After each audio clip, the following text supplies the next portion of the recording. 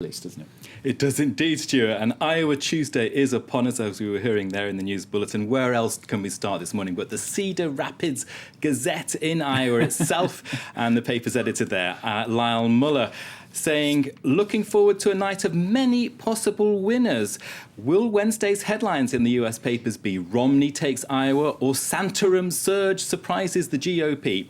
Now, he's concluding that there will be no clear winner for Iowa Tuesday. I turn to Twitter to see the tweets that are pouring in on this Iowa Tuesday thing. Of course, the political season kicking off in the US with vigour. The tweets capturing the mood. Look at this one. Ryan Haidt saying, come on, political Yankees unite. 2012 is here.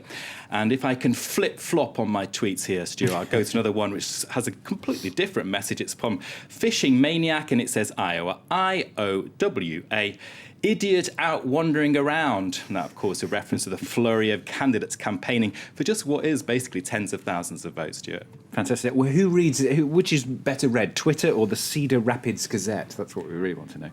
The Independent in the UK, they're saying that Republican candidates are so bad that President Obama is going to be laughing his way into a second term. It has a double page spread, if I can correct myself there, with enemies like these. Does the president need friends? And like me this morning, the paper there is arguing these Republicans are full of holes, full of gaffes. It says the Republican campaign started out like a train, but became a train wreck.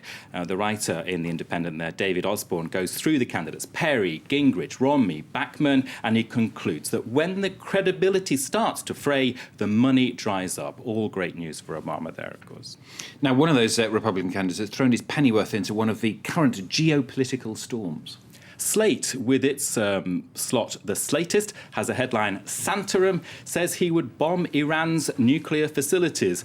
Now, that piece starts out, think the US should bomb Iran? Well, Rick Santorum may be your man. Now, Iran has been saber-rattling in the Hormuz Straits, of course, as we've been hearing in the news bulletin. It's test-fired a medium-range missile, and it's announced a nuclear fuel breakthrough. That's going to antagonize the international community. Santorum is saying the US should bomb Iran's nuclear sites unless it opens them up to nuclear inspectors.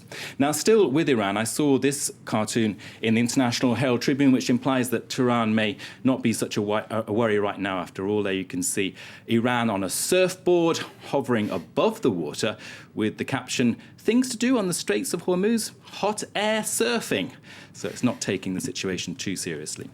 I turn to the Tehran Times, and it's leading on the testing of its first nuclear fuel rod, the first in Iran. It says it is using natural uranium. The technology will power a Tehran research reactor producing radioisotopes for cancer treatment. Now, the message from Iran is that all its nuclear ambitions are civilian only. The West doesn't believe that. OK, and finally, just to remind us of the turn of the new year, The Atlantic, they're running a piece called 12 Hangover Cures for Famous Heavy Drinkers. Well, from Zelda Fitzgerald, who loved a morning swim after drinking too much, to Ernest Hemingway, who laid store by beer and tomato juice. Or, if that didn't work, he would try iced champagne with absinthe. And our star presenter, Francois Picard, has just arrived at work. He told me this morning, well, the best thing is Ernest Hemingway's advice. You've got to go for the hair of the dog. What about you, Stuart? Well, I'm certainly not following Francois Picard's advice. That's certainly the case. A good orange juice and whatever you do, lots and lots of water before you go to bed. That's my cue. There you go. All right, Nick, thank you very much. That's Nick Rushworth with his look through the international papers here on France 24.